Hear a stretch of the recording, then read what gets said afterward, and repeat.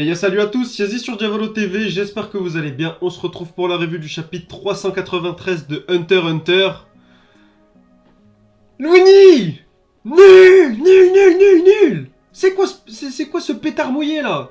Il est là, il arrive, j'ai tué un tel, je fais tourner la brigade fantomabourique, les chars, les ceci, les cela. Gros, qu'est-ce que tu me fais là? T'as même à peine le temps de discuter, de lâcher 2-3 punchlines, tu te fais littéralement couper le crâne. Couper la tête, couper le corps. Nobunaga, bon certes il a une petite surface de haine, bon c'est ridicule tu vois. Mais ça lui sert au réflexe. Et là, attaque, réflexe, planter le crâne, couper tête, couper corps. Finito pour toi frérot. Et en même temps il annonce sa participation à l'extermination du clan Hailey, qui dont fait partie notre cher Louigny. Donc c'est bon, là tout le monde est contre eux. Ah, c'est l'ennemi à abattre clairement depuis plusieurs chapitres déjà, mais là encore plus. S'ils n'étaient pas trop au courant déjà de ce qui se passait, mais là même le groupe de Nobunaga, Finks et Feitan sont au courant. Du coup là on va y aller, on va pull up. Mais on sait pas encore où, parce que la majorité des gens qui ont été enrôlés par Morena, ils sont dans une sorte de pièce dans leur étage, une sorte de pièce isolée, où ils attaquent un peu tous de loin. Ils se servaient du pouvoir de Louigny en fait, je pense qu'il Louigny en fait il faisait ça le boulot, il se baladait un peu partout. Et après voilà, à travers ça, soit il ramenait des gens pour qu'ils puissent les tuer, parce que je pense que c'est ça, vu qu'ils sont tous effrayés de sortir pour faire leur kill maintenant, vu que Louigny est mort, ils se disent oh, punaise mais non, mais moi j'ai pas envie de sortir dehors, ça fait peur. Donc ils comptaient vraiment sur Louigny. Et le fait qu'ils aient tous des niveaux assez élevés, donc du 18, du 20, etc., alors ça prouve qu'ils ont quand même fait leur kill d'une certaine manière, et vu qu'ils sont pas sortis, bah ils sont servis de ça. Du coup pour ça les Hailey ils cherchent un nouveau membre qui va pouvoir utiliser des pouvoirs de l'émission, pouvoirs similaires qui va leur permettre de faire des kills de loin tranquillement, monter en niveau, ainsi de suite. Niveau 20 ils débloquent leur aura, 21 ils vont commencer à déterminer leur capacité de naine, donc ils doivent aussi chercher parmi ceux qui sont qu'une capacité à débloquer, mais qui sont aussi propices au type de l'émission. Il y en a aussi qui se proposent. C'est Beauconte, pareil qu'il y a un pouvoir de porte. Vu comment ça se présente, il dit ouais mais ils vont devoir passer des portes, peut-être que c'est à peu près le même principe que Louigny, ce sont des pièces qu'il a déjà visitées, et quand telle personne passe la porte, peut-être qu'il peut faire une porte dans leur petite salle, le personnage rentre, bah, il la ferme directement et tout le monde sur une personne, je pense comme ça, typiquement c'est ce qui peut se passer. De toute façon, tout leur capacité de naine qu'ils essaient de développer, en tout cas les Hailey, sont dans le but évidemment d'engranger soit un maximum de kills, soit pour être le plus utile à la fois à l'instant T et dans leur vie en général. Et pareil, on a les gardes Hailey qui aussi ont encore besoin d'un autre émetteur parce qu'ils veulent fumer Inrig avec ces pigeons menottes là. Ils ont vu qu'ils s'étaient pris une belle raclée là, des Verales et compagnie là. Ils se sont dit punaise, on veut les shooter de loin maintenant là, si on est prêt, et ben on va se faire attraper. Là Morena, elle est là, elle essaie de varier un peu le propos. Vous êtes là, toujours chercher émetteur, mais il y a plusieurs manières de vaincre un utilisateur de naine. Là, elle propose d'autres solutions, par contournement, avec de la mission, spécialisation. Il y a plusieurs, on peut faire de plusieurs manières. Le plus important c'est de réfléchir à une manière stratégique, intéressante, intelligente. C'est ça le plus important. C'est pas vraiment viser, entre guillemets, comme des humains qui ne possèdent pas de naine. Donc vraiment, attaque proche, attaque lointaine, transformation, truc... Non, on essaie voilà, d'essayer de varier le propos. Le naine peut vous proposer plus que ce que vous n'imaginiez si vous êtes dans votre tête un peu les maîtres du jeu. C'est vous qui décidez comment vous voulez que vos combats se déroulent. Il y a un autre combat qui, lui, s'est pas bien déroulé. Hisoka, dans son grand art, Zakuro, poubelle. Donc on a Zakuro qui raconte un petit peu ce qui s'était passé. Ils sont là, ouais, oh, je t'invite au ciné, à la bien, tranquillement, viens, mon pote. On va passer un bon petit moment. Tu veux aller où? Pam! Assommé. Donc le dernier souvenir que Zakuro a d'Hisoka, c'est qu'il devait l'inviter au cinéma. Il le cherche du coup un peu partout quand il rapporte à Inrig. Il dit ouais, putain, c'est la merde, Hisoka, on l'a vu, je suis sûr que c'était lui, il était trop fort, blablabla, blablabla. Inrig, voilà, il est un petit peu dans le business, il sait comment ça se passe dans le milieu, il comprend indirectement que c'était une invitation à se rendre là-bas. Donc, moi je vous attends là-bas, faites vos bails, ramenez vos gars, mais attention, moi je suis un mec sérieux, votre gars j'aurais pu le tuer. Donc commencez pas à faire les fous, à juste rapporter et ramener 40 000 personnes, moi je suis là pour discuter. Je vois que vous êtes là, vous me cherchez, Ça m'intéresse, Hisoka, vous savez très bien comment il est. Il est toujours, il essaie de se garder des mecs sous la poche. Oui, toi t'es intéressant à combattre plus tard, oui, toi tu vas me servir, ouais, pour la brigade photo, ouais, non, je vais te suivre ton évolution, toi t'es intéressant. Vous savez qu'il est comme ça, Hisoka, donc là, ce qui se passe, il est là en train de regarder son petit film, la mafia qui pull up, Lexiu. Évacuation de la salle, s'il vous plaît, cassez-vous. Petite barre de sécurité avec des mecs bien baraques. Inrik qui discute avec Hisoka à propos de sa mission. Lui, il sait pertinemment que son but c'est d'éliminer les membres de la brigade fantôme. Mais si Hisoka le fait à l'instant T, il va juste perturber leur chasse aux Hailey. Parce que là, il y a un consensus qui s'est fait entre les chars, les Xiu et la brigade fantôme pour aller pull up les Hailey à leur base, parce qu'ils sont en train de faire n'importe quoi. Si Hisoka rajoute son grain de sel, en fait, ça va détruire leur union, détruire leur groupe, leur association pour les fumer les Hailey. Donc ça va soit diviser les forces, soit les Hailey peuvent proposer avant un plan à Hisoka, et voilà, là, ce serait le désordre total. Ça dévierait tous les objectifs. Parce que là, ce serait totalement éparpillé.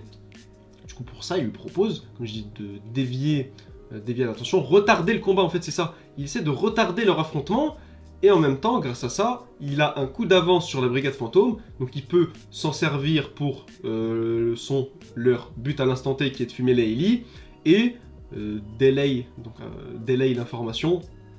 Après, il pourra dire à la brigade fantôme, moi je sais où Hisoka, j'ai discuté avec lui, je lui ai passé une place en VVIP, Very Very Important Personality, au niveau 1. Niveau 1, je rappelle, là où il y a tous les princes de Kakin, qui sont en train de faire la guerre de succession, clairement. Donc là, on est dans le sérieux de chez sérieux. Avec, évidemment, les gardes, dont Kurapika, Tserednich, etc.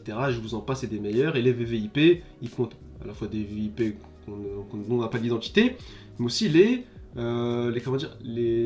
invités politiques du V5, donc, qui participent, c'est toutes les grosses têtes politiques qui participent au projet d'aller sur le Dark Continent, etc., etc. Donc là, il lui propose ça pour... Voilà, il veut pas trop se mouiller. S'il te plaît, Soka, moi je suis là, à la bien, en plus moi, il baisse la tête, il parle un petit peu en...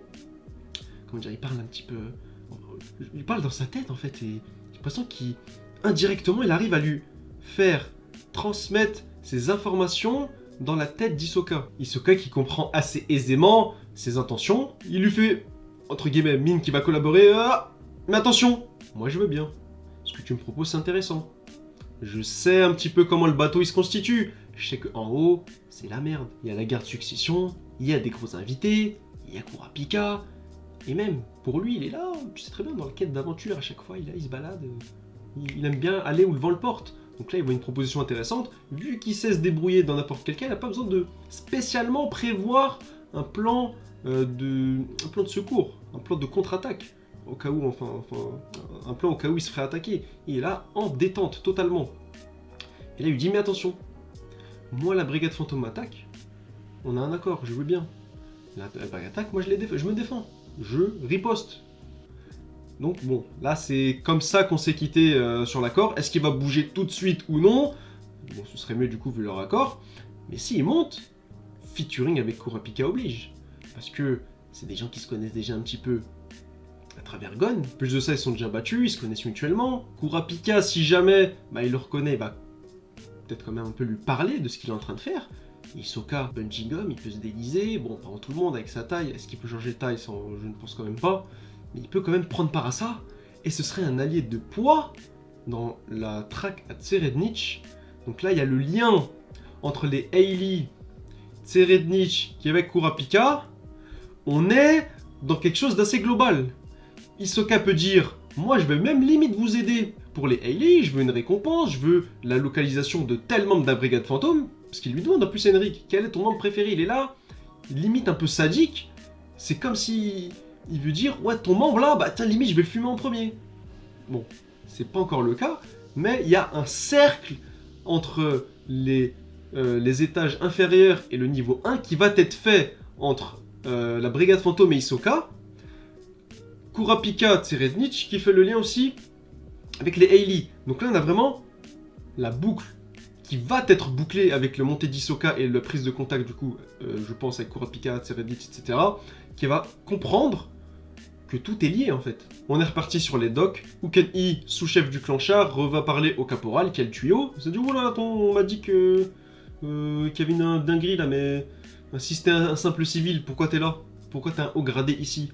Il sent qu'il y a quelque chose, et bam, direct, il arrive à choper l'info, il arrive à lui tirer les verres du nez, lui, il est là, pas de problème, mafia, moi j'ai un tuyau, mais je l'ai déjà donné à Henrik du clan Xiu, du sous-chef du clan Xiu. Ah bah, t'inquiète, on travaille main dans la main, on veut juste tout baiser chez les Hailey, t'inquiète pas, dis-moi il paye combien, je te paye pareil, tu nous emmènes, et vous allez voir, tout va bien se passer. C'est ce qui se passe du coup, mais avant ça, il y a une petite discussion, et Okeni fait une sorte de sourire. C'est quoi, c'est sourire zéro, sourire de glace. Ça ressemble, on peut se le dire, hein, le nom d'une capacité de naine. Bon, le truc qui est bizarre, c'est qu'il y a une sorte de caporal qui a l'air d'être tout à fait détaché de ce qui est des utilisations de naines, connaissent ce genre de choses. Donc c'est dire que la réputation de Uken-I traverse même des milieux où ils sont même pas habitués à naines, tellement voilà, il inspire la peur, la frayeur à travers toutes ces missions. C'est quand même assez intéressant de savoir ça. Est-ce que le fait que les gens le sachent, c'est une restriction? Bah, je pense pas quand même, faut pas... le principe, un peu dans les combats de naines, c'est de pas être au courant de l'arme que l'on possède. Enfin, c'est que l'adversaire ne soit pas au courant de la capacité de naine qu'on possède pour pouvoir le surprendre au mieux et cacher toutes les subtilités qu'elle cache aussi, même pendant le combat. Là, c'est pas le cas, mais c'est de dire, voilà, la réputation que porte Uken-I. C'est pas un rigolo, Henrik, on l'a déjà vu à l'action, Uken-I, toujours un peu en retrait, on l'a pas encore vu à l'œuvre, à voir ce qui peut se passer. On suit le tuyau du travailleur, on arrive, 50 millions, bam, tiens ton billet, on se rend tous à la cabine en question, on leur explique, voilà, il y a les câbles, il y a tout qui passe, ici il y a une porte, il n'y a pas de porte, on a vu dans les plans, bon, un quiproquo de construction, contrairement à ce qui se passe sur le terrain. Mais là, il y a une porte. Qu'est-ce qu'elle fout là, cette porte? Eh bah tiens, je te le donne en 1000. Toc, toc, toc. Mais avant ça, on chuchote. Discussion sourde, comme s'ils se comprenaient un petit peu. Là, mon gars caporal, tu vas rentrer, mais tu rentres en paix. Une inspection, tout ce qu'il y a de plus normal. Tu n'éveilles pas les soupçons, même devant la porte, pas un mot, parce que les murs ont des oreilles, et les portes aussi. Donc, tranquillement, il dit même ne mets pas ta main sur cran de sécurité, dans le sens où ne sois pas prêt à tirer, quoi. Ça va être suspect directement. Eux, ils sont habitués, c'est vraiment des mafieux, ils sont habitués, ils vont voir que là, l'opposition arrive. Toc, toc, toc, ils sont tous bloqués. Bonjour monsieur le caporal d'armée, qu'est-ce que vous faites? Oh, mais j'ai rien fait, moi. Bah écoute, rentrez. Et quand il rentre, il disparaît. Donc ça, c'est Henrik et Uken-I qui s'en rendent compte. Où t'es passé, frérot? Il n'y a qu'une seule porte, elle est au fond. Mais le petit Vioc, là, suspect à mort, bah, il nie en bloc. Et le fait qu'il nie vraiment en bloc, ça le rend encore plus suspect. Parce que si, entre guillemets, t'es vraiment pas suspect, il se dirait juste... Il ferait le choquer en même temps. Tu vois ce que je veux dire? Donc c'est vraiment le Vioc, là, qui est devant la... qui tient cette chambre. C'est vraiment un mec du clan Hailey. C'est pas un mec qui a rien à voir. S'il cache la vérité sciemment, c'est pour un but. Et sa capacité de naine a l'air d'être liée au fait de prononcer cette sorte de formule magique. Donc ça, c'est les mots de fin de chapitre de l'auteur. Il répète 3 fois « Je n'ai rien à cacher ». Donc je n'ai rien à cacher, viens, mais il faut vraiment, je pense, mettre un pas dans la pièce. Je n'ai rien à cacher, viens. C'est comme si les bras... s'enroule autour de toi, t'es dans un abîme profond. Où est passé le caporal, je ne sais pas. Mais en tout cas, Henrik et Uken-I sont très vigilants à ce sujet. Ils ont très bien compris que son petit jeu là de « Ah mais je sais pas », mais en fait c'est juste pour cacher la vérité. Et il joue un petit peu il joue le pauvre monsieur qui a rien fait, pour les forcer à entrer, péter un câble en fait. Mais Henrik, lui, il garde son sang-froid, et très intelligent ce qu'il fait, mais vraiment très très intelligent. À la fois, il lance un couteau, du coup, pour ne pas lui rentrer, mais donner un autre marqueur d'un objet dans cette pièce qui resterait, du coup, puisqu'ils ont l'œil dessus. C'est pas comme le caporal qui est rentré, ils ont plus l'œil puisqu'ils étaient planqués contre le mur. Cette fois-ci, ils ont encore l'œil. Mais, très intelligent de la part d'Henrik, c'est que ce couteau est possiblement chargé de naine, et sa capacité de naine qui peut changer des objets en animaux, tout en gardant les mêmes spécificités, il peut transporter du coup un animal qui peut attaquer par derrière le petit Vioc là, au cas où il y a une connerie.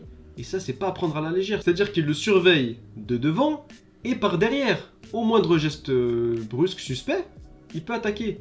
Donc là, on va voir un petit peu comment ça va se passer. Est-ce que Inrig, avec ça, va prendre le risque de rentrer dans cette pièce et se dire, moi j'ai ma sécurité, dans tous les cas, peu importe ce qu'il me fait, moi je peux l'attaquer. Avec Uken-I, attention son sourire, qui peut aussi être révélateur dans les prochains chapitres. En tout cas, j'attends ça vraiment avec impatience, ainsi que tout ce qui se déroulera, dans l'étage numéro 1. Mais je pense que ce sera pas tout de suite, là on va vraiment faire un petit focus sur Inrig et les Hailey.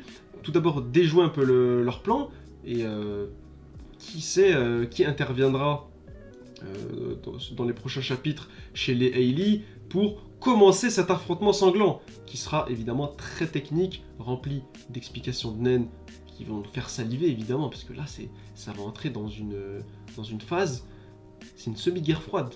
Ils vont se regarder dans le blanc des yeux, mais hop, juste après, ça va attaquer dans le vif. Du coup, c'est ça qu'on attend pour les prochains chapitres. Dites-moi ce que vous avez pensé de ce chapitre qui, pour moi, est plus qualitatif encore que les chapitres précédents. Donc, on est en train de monter en niveau petit à petit. C'est pourquoi on restera aux aguets, en tout cas pour la semaine prochaine avec le chapitre 394. Donnez-moi votre avis en commentaire sur le déroulé de cet arc. On se dit à la prochaine. Pendant ce temps, portez-vous bien. Ciao!